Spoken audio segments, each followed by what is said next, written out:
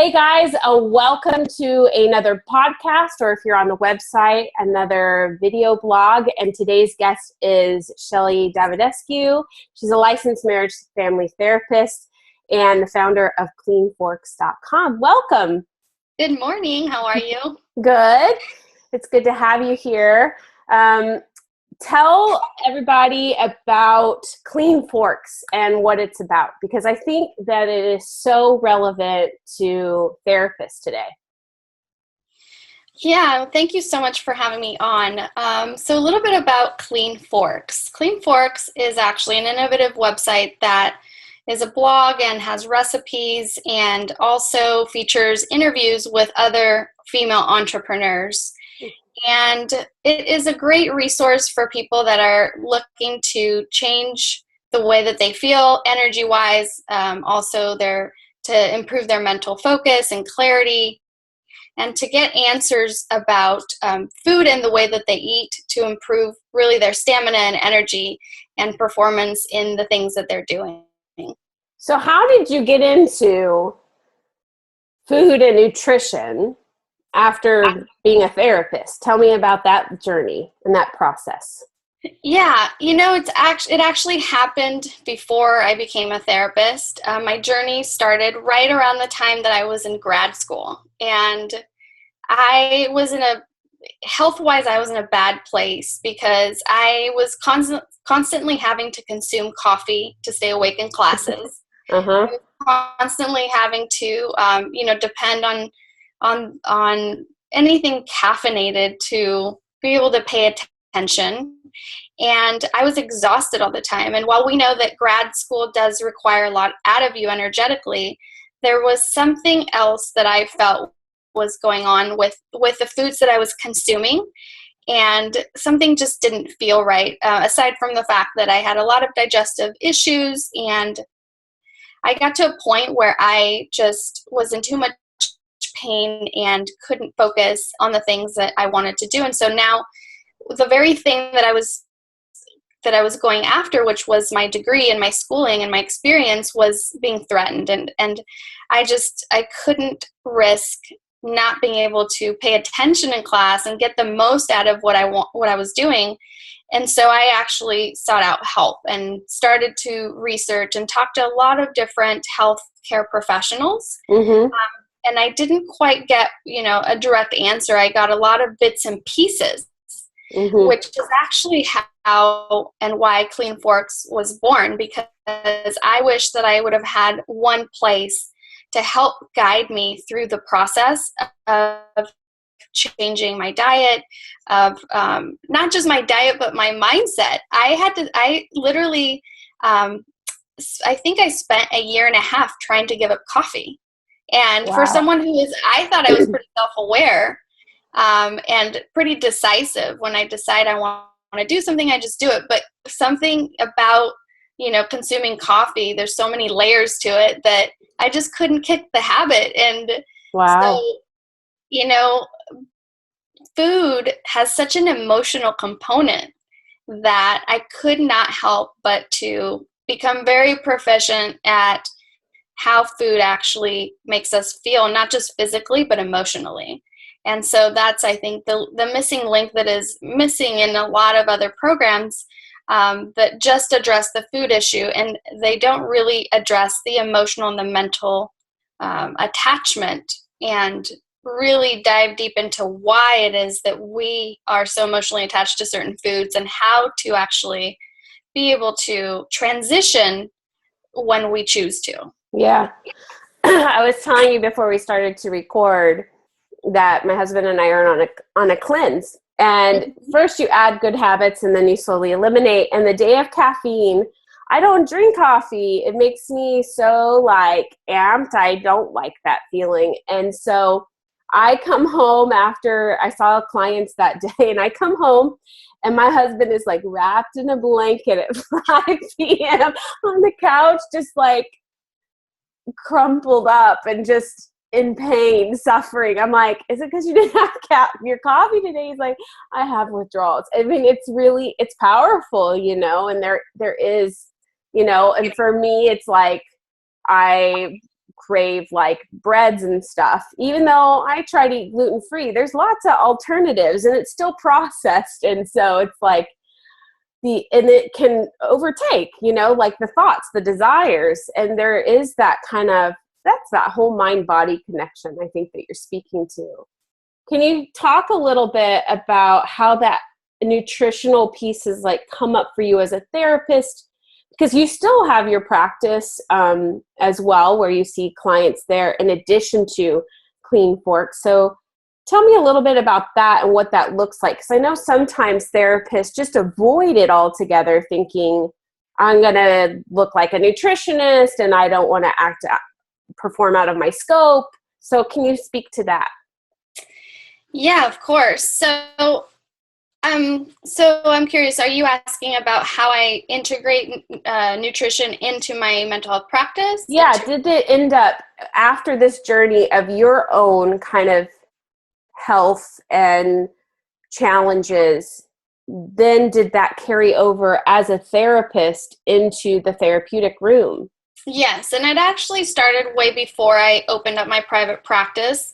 I was in public mental health, and within the demographic that I was working with, I recognized that there were a lot of nutritional vulnerabilities. And so just to be really clear, I actually approach nutrition within mental health very carefully and from the perspective of psychoeducation and assessment. So clinicians are obviously not nutritionists unless they are.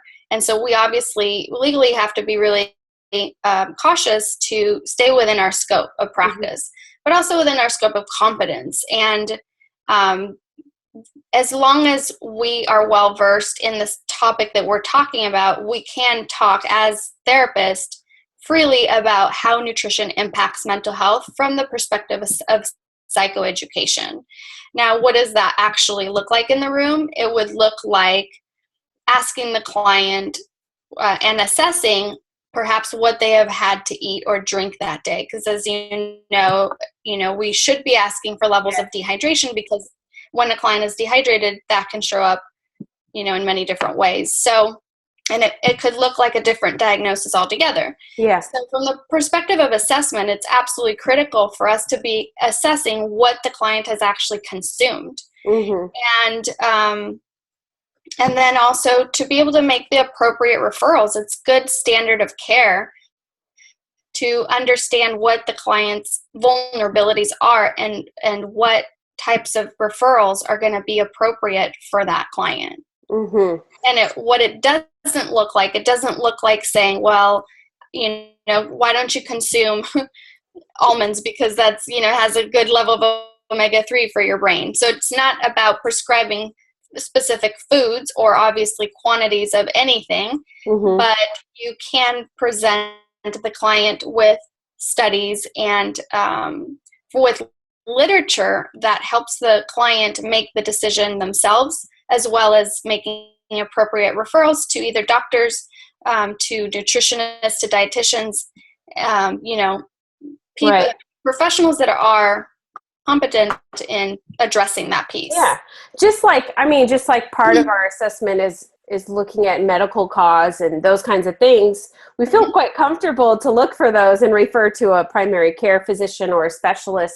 I think it's the same thing of what you're saying, of like knowing a nutritionist or a dietitian and those kinds of things, referring to them, collaborating with them to support the client and integrating whatever those professional recommendations are.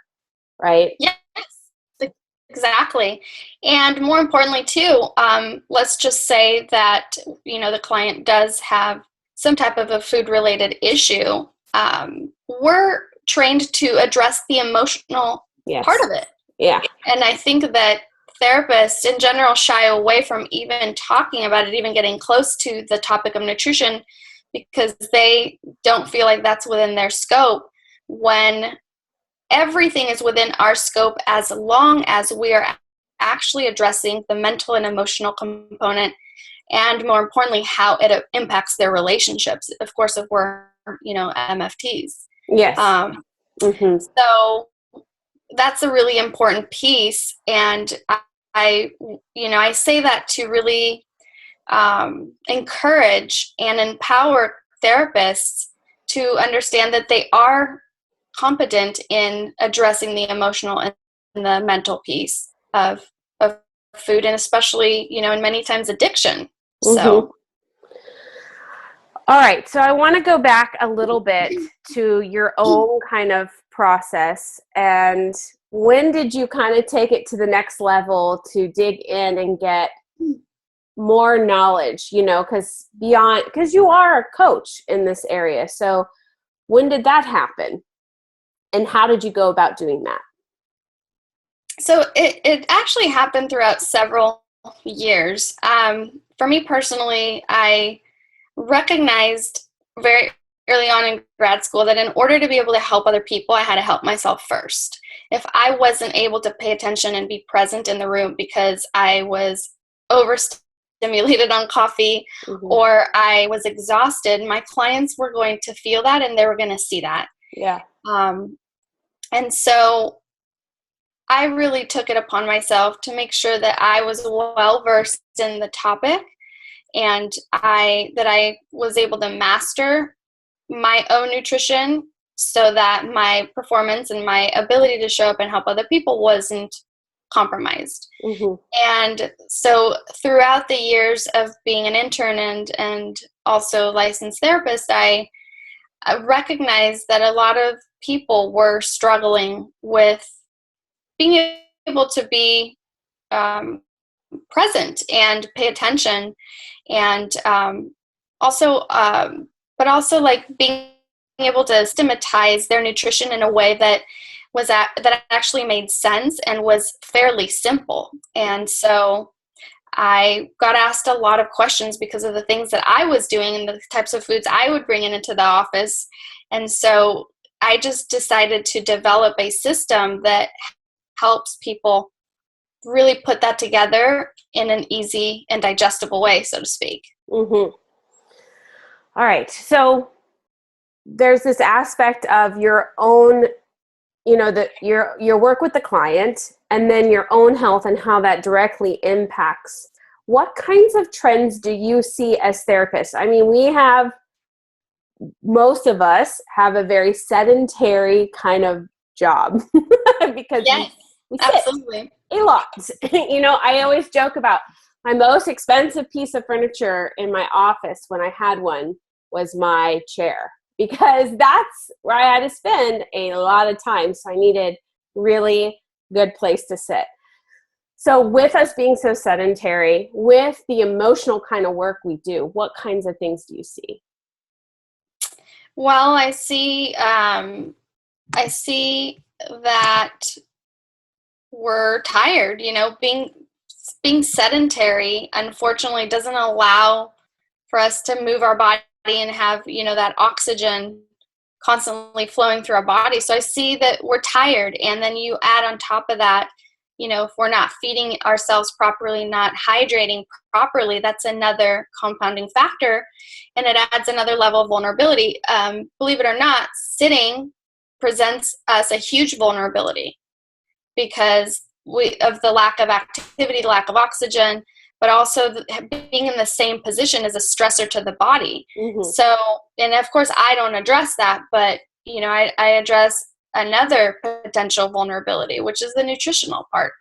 And if we are not feeding ourselves and hydrating properly, then, that's going to show.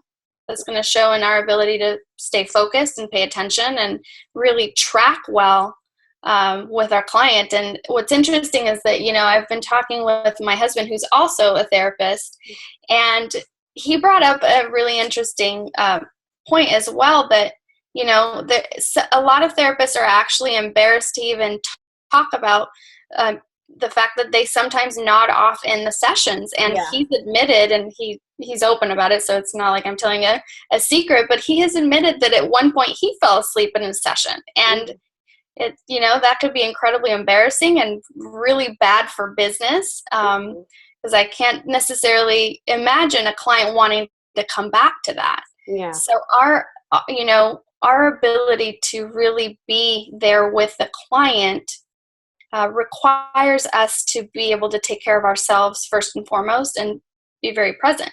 Yeah. I mean, we talk a lot about this in boot camp about how do you structure your day so that you can be as good from the beginning as you are at the end, so that you're giving the same parts and amount of energy of yourself, so that your evening clients don't get half of you, basically. And a lot of us talk about like getting up and moving around and those sorts of things, but it's also like, what are you putting in your mouth between sessions, and things like that.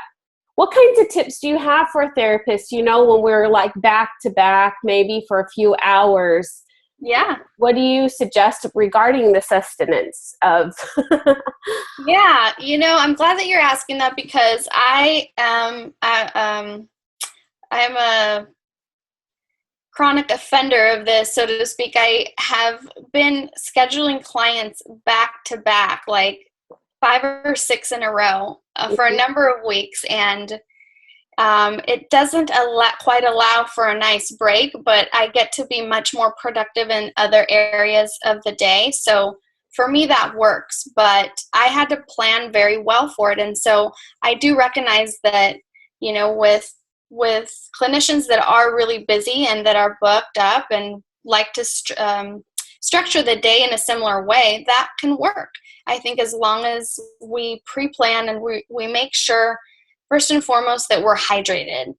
Hydration starts from the day before. So if you know that you're going to have back-to-back clients and you're going to have a little break in between, then it really helps to go into the day already prepped. Mm-hmm. So starting to drink water from the day before, making sure that you're hydrated for that, because you're probably not going to have a ton of time to really feed and nourish yourself during those 6 hours. Mm-hmm. And then also meal prepping. It's really, really important to have a very well-balanced day the day before, nutritionally, with obviously, vegetables and lean proteins, and reducing the amount of refined carbohydrates, as well as like sodas and fruit juices and that kind of stuff, because those tend to dehydrate the body. And then making sure to take snacks throughout the day, like fruit or vegetables,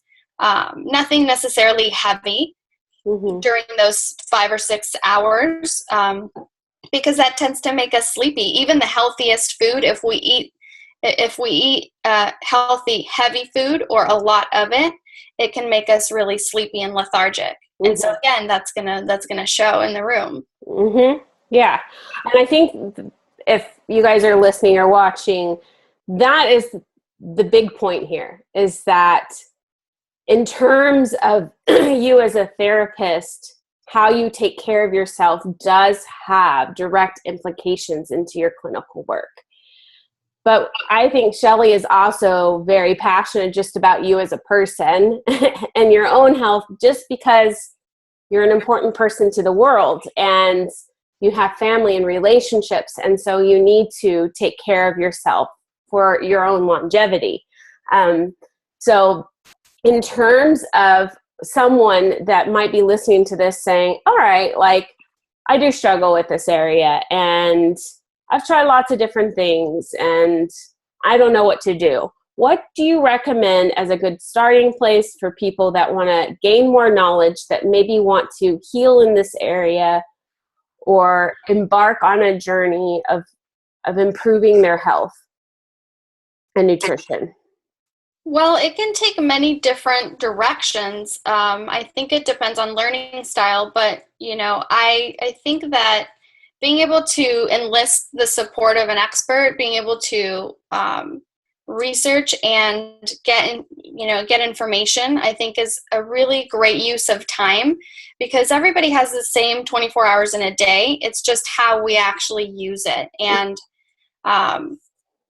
getting support will help those feelings of maybe feeling overwhelmed with information, because, all the information that we need in order to change habits and change our lives is really already out there. It's just how can you consume it in a way that's not going to be overwhelming and, that is going to be actually detrimental to the very thing that you're trying to change. So I would suggest to enlist support in those, in whatever resources that help you feel comfortable. Obviously, cleanforks.com is a great resource. And joining a community, I think, is really, really important, because we can borrow from a community the motivation that we might, not have on a certain day. And that's really, really powerful. Mm-hmm. So definitely join a community. I actually have a community of women entrepreneurs on Facebook that is called Eat to Thrive. And we share a lot of really cool tips, mindset pieces, recipes, ask questions about, people ask a lot of questions about specific products in there. I'm actually running a challenge right now. So there's free challenges that are really meant to drive the focus and to get a lot more clear on what direction you want to go. I have to say, I think about challenges. There's a lot of different challenges you see as entrepreneurs, blog challenges and all these other things. But speaking as a person who does nutritional challenges and I do cleanses and things, what I like about them is that, if I blog for my business, that's great. That benefits my business, which then generates income, fine. But when you do like a nutritional challenge, like what you're saying is it benefits not just your business, it benefits your personal life. I mean, it's a holistic kind of thing. And you have small ahas, like you're talking about the hydration. That is a huge struggle for me, like to carry water around. I don't know why. I have no problem carrying my iPhone around, but if you ask me to carry a liter of water, it's like, oh my gosh. And like to be hydrated just this past week, I've gotten used to, I don't have to go to the bathroom constantly anymore. My body has now adjusted because it needed the water, and so now it knows to absorb it better. And I feel amazing. So just little things that you can learn from challenges are worth their weight in gold. And the fact that you're doing them for free is great. They're not always free. So yeah, I think that's a very important component, because I do believe that I fundamentally believe that people do want to feel better. People do want to get better. Yeah. There's certain challenges that prevent them from getting there. And, it's, again, it's really about reaching out for help and seeing what works for you. Not every single challenge is going to work, but, maybe some challenges will. And that's, for me personally, that's important. That's why it's important for me to offer that for free.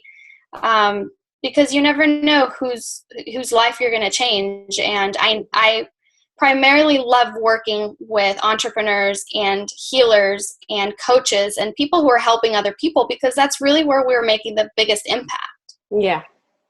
And I think that's probably why I really like what you're doing, because I love businesses that are givers, people that continue to give, and you're one of those people. So I really appreciate that about you. And my hope is that anyone listening, whether you're a therapist or another kind of allied health professional, that maybe today check out cleanforks.com, start looking at your nutrition, start thinking about how it shows up in the room with your clients, and see where you want to go with it. Maybe make some goals around this and start to pay attention a little bit more, because if we can all be healthier, that's going to be better for our lives and for the lives of our clients. So, Shelley, thank you so much for showing up today and sharing a bit of yourself and your story. And I love that you are a therapist who has taken other passions and created a business out of that as well. That's always exciting to see. And so I'm looking forward to seeing what's next for you at Clean Forks and all the good stuff that you're doing. Thank you so much. And as a resource for everybody here, for your audience as well, I'm actually coming out with a 21-day Body and Biz boot camp. Mm-hmm. And it is just that 21 days. And it's actually an amazing program that really merges both the health of your body and components of your business and how they intersect. So Cool. The program is 21 days. It's going to talk about rewriting limiting beliefs around weight issues and also business related topics as well. We're going to go into discovering the narrative that keeps those types of habits that are not helpful to either your health or to your business. And then this also comes with recipes and all sorts of other really fun stuff. Cool. And they can find out about that at Clean Forks, or is there another place for that? Yes, they can find out about that in cleanforks.com. All right, cool. All right, you guys, go forth, be healthy, happy, and build wonderful practices, support each other, and we'll see you next time. And eat to thrive.